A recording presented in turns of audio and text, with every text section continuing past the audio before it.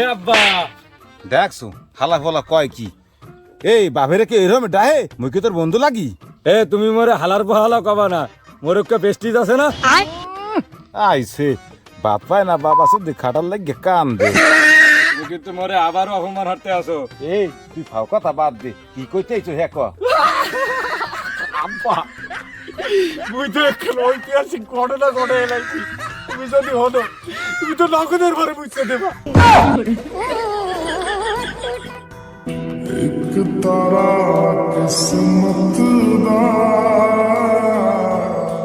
মাওগার পরে মানুষ করতে পারলাম না।